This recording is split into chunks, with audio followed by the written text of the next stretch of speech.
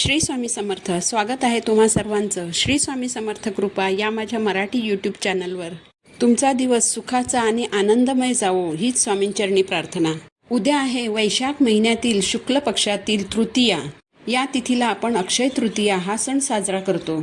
शास्त्रांनुसार अक्षय तृतीया ही सर्व पाप नष्ट करणारी आणि सुख प्रदान करणारी अशी तिथी आहे. उद्या जर तुम्हाला कोणतंही शुभ कार्य करायचं असेल तर त्यासाठी तुम्हाला मुहूर्त पाहायची गरज नाही, कारण हा 3.5 शुभ मुहूर्तांपैकी एक शुभ मुहूर्त आहे.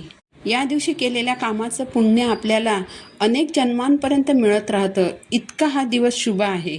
ज्या लोकांच्या आयुष्यामध्ये सतत अडचणी येतात, समस्या येत राहतात, घरात पैसा टिकत नाही, घरात लक्ष्मी स्थिर नाही, कितीही जरी पैसा घरात आला तरीही तो कमी पडतो, तर या अडचणींचं निवारण करण्यासाठी आपल्याला अक्षय तृतीयेच्या दिवशी एक उपाय करायचा आहे.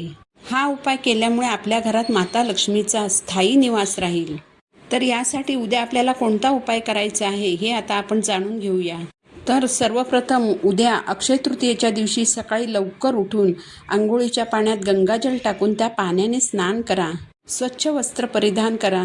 उद्या आपल्याला भगवान विष्णू आणि माता लक्ष्मी यांच्या एकत्रित फोटोची विधिवत पूजा करायची आहे. यानंतर मुख्य दरवाजाच्या बाहेर एक दिवा लावा. उंबरठ्याच्या बाहेर उजव्या बाजूला हा दिवा लावायचा आहे. हा दिवा आपल्याला माता लक्ष्मीच्या स्वागतासाठी लावायचा आहे. आपल्या देवघरातील देवांची पूजा झाल्यानंतरच आपल्याला हा उपाय करायचा आहे. हा एक अनुभव सिद्ध आणि साधा सोपा उपाय आहे. या उपायासाठी आपल्याला 1 रुपयाचा एक शिक्का लागणार आहे. तुमच्याकडे जर सोन्याचा शिक्का असेल तर तो तुम्ही वापरू शकता. जर चांदीचा शिक्का असेल तर तो देखील तुम्ही वापरू शकता.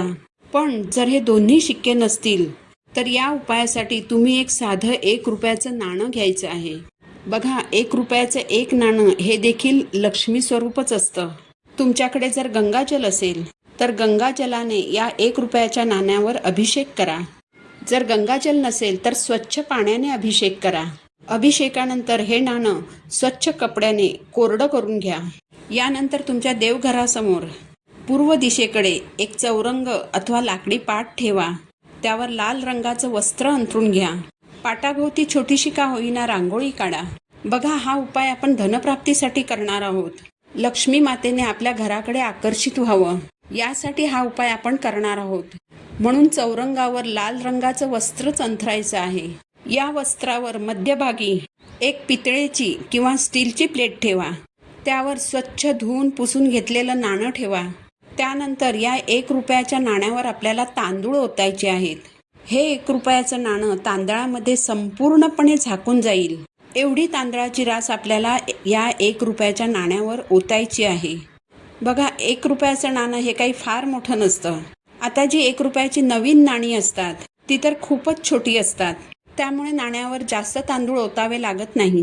पण हे 1 रुपयाचं नाणं आपल्याला कुठूनही दिसणार नाही अशा प्रकारे तांदळाची रास आपल्याला नाण्यावर ओतायची आहे. त्यानंतर या तांदळाच्या राशीवर एक दिवा ठेवायचा. तुम्ही कोणताही दिवा घेऊ शकता. तुम्ही पितळेचा दिवा घेऊ शकता किंवा चांदीचा दिवा घेऊ शकता किंवा मातीची पणती देखील तुम्ही वापरू शकता. मात्र तुपाचाच दिवा आपल्याला लावायचा आहे. आपण धनप्राप्तीसाठी माता लक्ष्मीला प्रसन्न करून घेण्यासाठी हा दिवा लावणार आहोत. पण जर तुमच्याकडे तूप नसेल तर तुम्ही तेल वापरलं तरी चालेल. दिव्यामध्ये 2 अखंड लवंग टाकायचे आहेत. लवंग फूल असलेल्या असाव्यात. यानंतर दिवा प्रज्वलित करायचा. दिव्याला हळद कुंकू वाहायचं, फूल अर्पण करायचं, अक्षता अर्पण करायच्या, दिव्याची पूजा करून घ्यायची आणि यानंतर माता लक्ष्मीला प्रार्थना करायची की माझ्या घरात अखंड वास कर. माझ्या घरामध्ये पैशाच्या स्वरूपात जी लक्ष्मी येते ती लक्ष्मी माझ्या घरात स्थिर राहू दे, अशी माता लक्ष्मीला मनोभावे प्रार्थना करायची. हा उपाय अत्यंत श्रद्धा आणि भक्तिभावाने आणि विश्वासाने करायचा आहे. हा दिवा शांत झाल्यानंतर दुसऱ्या दिवशी सकाळी तांदळाच्या राशीमधील थोडेसे तांदूळ घ्यायचे आणि तांदळाखाली ठेवलेलं 1 रुपयाचं नाणं घ्यायचं. या दोन्ही वस्तू एका लाल कापडात बांधायच्या आणि ही पुरचुंडी तुमच्या तिजोरीमध्ये ठेवून द्यायची किंवा जिथे तुम्ही तुमचे पैसे वगैरे ठेवत असाल तिथे ही पुरचुंडी ठेवून द्यायची. उरलेले तांदूळ तुम्ही पक्ष्यांना खायला घालू शकता. दिव्यामध्ये आपण ज्या 2 लवंग टाकल्या होत्या त्या 2 लवंग आणि दिव्यातील वात तुम्ही निर्माल्यामध्ये टाकू शकता.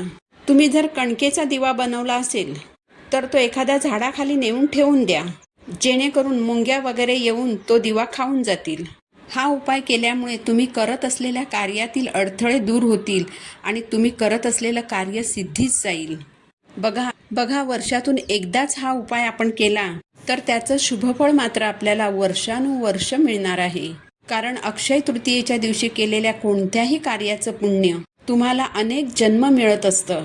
म्हणून उद्या अक्षय तृतीयेच्या दिवशी धनप्राप्तीसाठी, लक्ष्मीप्राप्तीसाठी हा उपाय तुम्ही नक्की करा. तर झालेली सेवा मी महाराजांच्या चरणी अर्पण करते. पुन्हा भेटू नवीन व्हिडिओसोबत. श्री स्वामी समर्थ.